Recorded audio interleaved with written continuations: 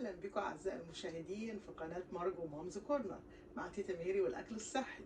احنا حبايبي ملحنا الاسماك بتاعتنا بتاعت شم النسيم، ملحناهم يوم 20 في الشهر 20 شهر 3. احنا دلوقتي بعد 21 يوم بالظبط. انا قلت لك شهر لكن لا، انا هفتح عليهم دلوقتي قبل الشهر، هنفتح عليهم بعد 21 يوم. النهارده هاخدكم معايا وهنروح الماركت بتاع السمك، هو سي فود سيتي، وهجيب لك وهجيب لك الكيس بتاعه كمان، هوريهولك الاسم بتاعه بالشكل ده اهو، الاسم بتاعه بعنوانه كمان اهو. ده متخصص للاسماك وعنده حاجات كتير تاني، بس هو يعني السمك بتاعه بيبقى فريش دايما. فالنهارده يلا بينا نروح نجيب شويه اسماك ونملحها في منتهى الطعم، وهنوريلك كمان الاسعار وهوريلك الحاجه وهي في الماركت ذات نفسه.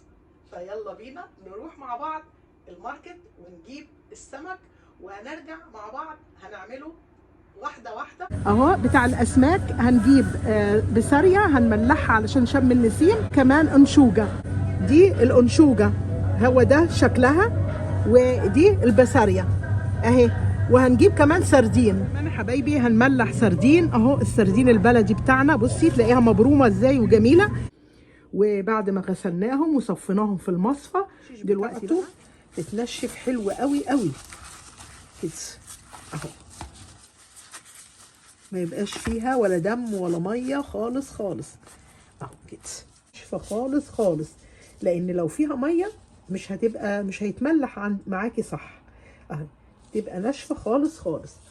واهو الانشوجه برضو نفس الحكايه، منشفاها خالص. طبعا انا مش بالواحده بقى الانشوجه، لا انا عملت ايه كده بالنابكن اهو.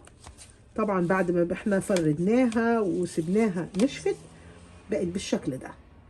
وبرضو البسارية نفس الحكايه اهي، برضو تجف حلو خالص، ما يبقاش فيها ميه.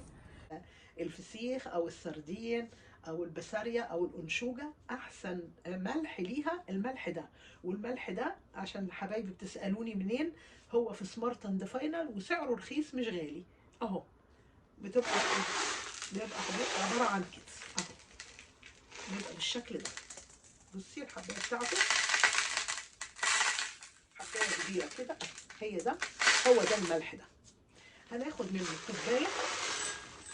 كوبايه كبيره على نص كوبايه شطه، هي دي ملح. هنحط او معلقه بابريكا بالشكل ده حبايبي. بعد ما قلبنا الملح على الشطه على البابريكا بقت بالشكل ده.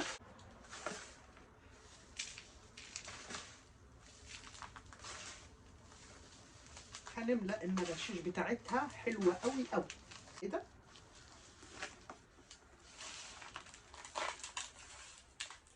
هنحط كمان فيها في بقها بالشكل ده اهي، هنعمل لها كده بصي بالشكل ده، ملينا النغاشيش خالص خالص بصي. تحطي كده في النغاشيش وتدوسي كده عليها اهي بصي بالشكل ده، والبق بتاعها كمان بالشكل ده. وبعد كده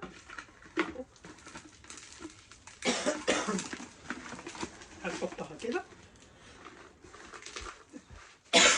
السمك بتاعنا كله اهو بالشكل ده، وهنغطيه بقى بالغطا بتاعتي يا حبايبي للانشوجه اهي. بعد طبعا ما منشفينها خالص، عندي نفس الخلطه هي بس هنعمل كده هنرش عليها كده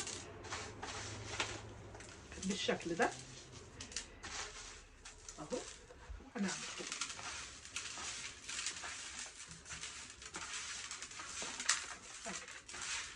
ده. بنجيب البرطمان النظيف المعقم وبنحط بالشكل ده عليها الملح بالشطه بالبابريكا كده اهو، وهنقلب. البسارية يا حبايبي عملناها زي الانشوجه بالظبط اهي بالشكل ده. تحطي طبعا في برطمانات نظيفه معقمه كده. السردين اهو بالشكل ده، الملح بالشطه اهو، وهنحطه في البرطمانات بتاعتنا اهو بالشكل ده اهو. طريقه سهله وبسيطه وحلوه جدا. هنعمل كل كميه السردين بالشكل ده ونرش عليه رشه بعد ما نخلص اهو بالشكل ده على الغطا، عشان مش عايزين هوا خالص خالص يدخل. هنعمل كده وهنغطي البرطمان كله بالشكل ده. ملحنا الاسماك بتاعتنا مع بعض وقفلناها تقفيله حلوه قوي قوي محكمه ان الهواء ما يدخلهاش. البرطمانات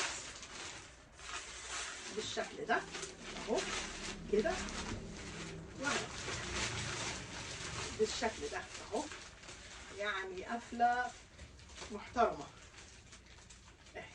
بصي بالشكل ده. ولو انت ما عندكيش البلاستيك اساسا ممكن تحطي كيس او كيسين او 3 اكياس زي كده، يعني برضو هيمنع الهواء هي يعني اهو بالشكل ده. هنعملهم كلهم بالشكل دوت هم الربطه الجميله دي.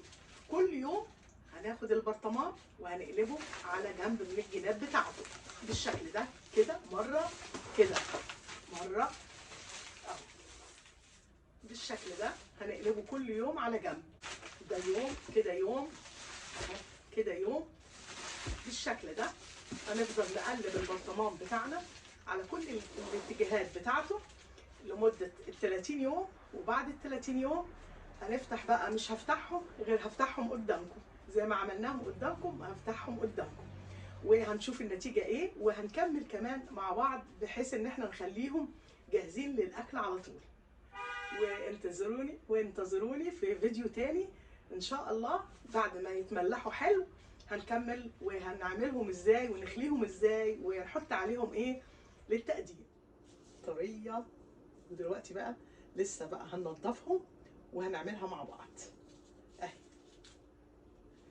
وادي الصغيرة اهو هننضفهم، بس الاول نطلعهم، ونحطهم في الصينية كده اهو بالشكل ده بالشكل ده اهو.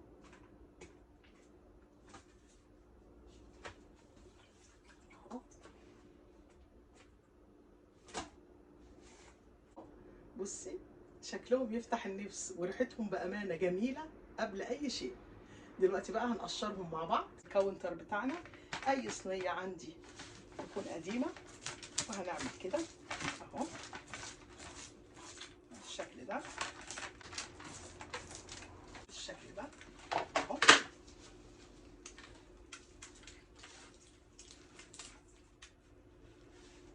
كده. الراس دي هتترمى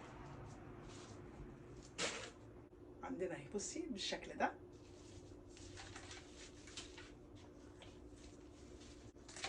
يستوي. بصي زي الزبدة اهو، يدوب خد 21 يوم مش شهر اهو. بصي بالشكل ده اهو.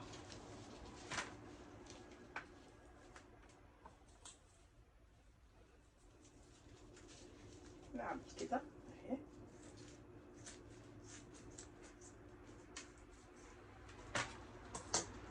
ادي سلسلة الظهر بتاعت السمكة اهي، وادي السمكة بصي وظهر البطروخ بتاعها اهو بالشكل ده. هنحطه كده واهي السمكة بتاعتنا بصي في منتهى الجمال، يعني مفيش احلى من كده. هنخليها كده اهي. اسهل طريقة بأمانة اهو. بعد كده الشوك اهو تشال بالايدينا اهو، لان هي متملحة حلوة قوي فاهو. بصي في دقايق ما فيهاش شوك كده، خلاص كده بقت تمام اهي. كده جنب البطروخ. وهنعمل بقيه السمكه بتاعها ده، الشوك بتاعتها دي اهي كده. وبرده هي دي كده كده مش بتتاكل اهي. الناحيه اهي القطعه الثانيه بتاعت السمكه اهي بالشكل ده. وهنكمل السمك بتاعنا كله بالشكل ده بالشكل ده. هنعمل كده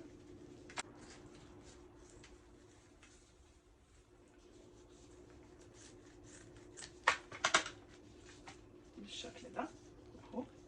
فيها بطروخ كمان اهو كده. وهنحط في الصينيه بالشكل ده، وهنحط كده في الصينيه بالشكل ده حبايبي. خليت الاتنين الكبار بصي في ثواني تطلع بالشكل ده اهي.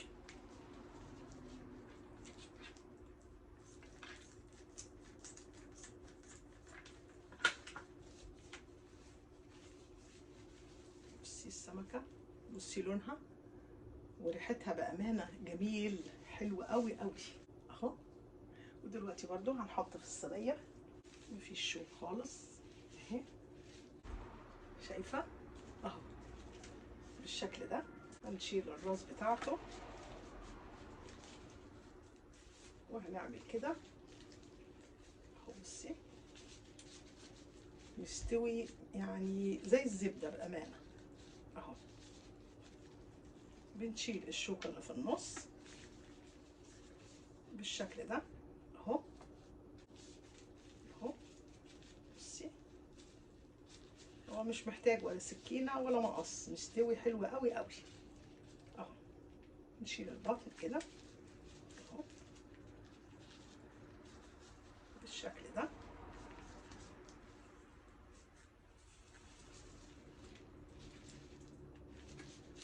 السردين اهو هنعمله كل الوحدات بتاعتنا بالشكل ده بالشكل ده حبايبي. هنفتح بقى البسارية والانشوجة وزي العسل اهي بالشكل ده. دي الانشوجة ودي البسارية اهي. بصي مستوية حلوة قوي قوي. عصرت الكمية دي الكبيرة دي الليمون، وعندي زيت الزيتون او ممكن اي زيت عندك. وهنحط كده برطمانات نظيفة. هنحط الفسيخ بتاعنا بالشكل ده بالشكل ده اهي بالشكل ده. وهنضيف بقى كمية الليمون كده بالشكل ده. ليمون فريش في منتهى الجمال. وعندي الزيت اهو بالشكل ده. حطينا كمية ليمون وكمية زيت اهي للفسيخ بالشكل ده اهو تمام اهو كده. بأمانة طالع رائع. بصي حلو قوي قوي، مستوي وجميل، وما اخدش شهر، اخد 21 يوم بالظبط اهو. واحلى بسارية واحلى انشوجة. بعد ما حطينا السردين اهو هنحط كمية ليمون كده، وبرده زيت وبرده زيت اهو بالشكل ده.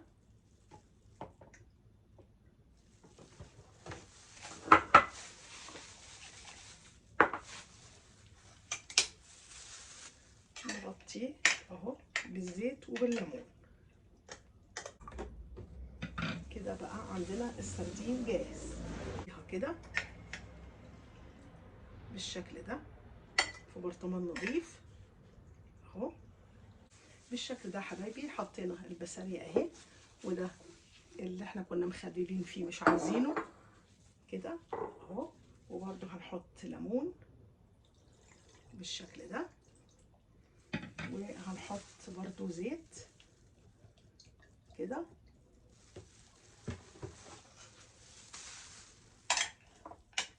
اهو، اهو بالشكل ده.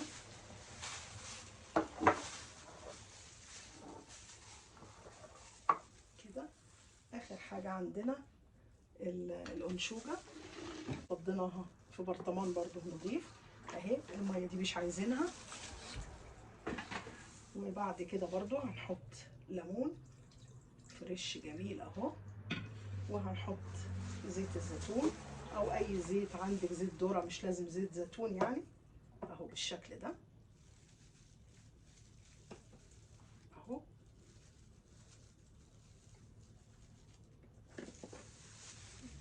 بالشكل ده يا حبايبي الاسماك المتملحه بقت جاهزه عندنا. بالشكل ده يا حبايبي نكون عملنا احلى بسارية واحلى انشوجه واحلى سردين واحلى فسيخ. احنا ما لقيناش البوري، بس لقينا السمكه بديل البوري طلعت احلى من البوري كمان، وخليناهم مع بعض وحطينا الزيت وحطينا الليمون وفي منتهى الجمال.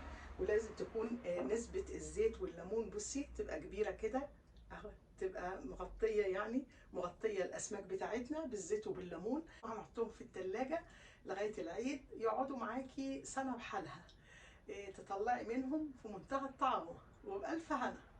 باي باي.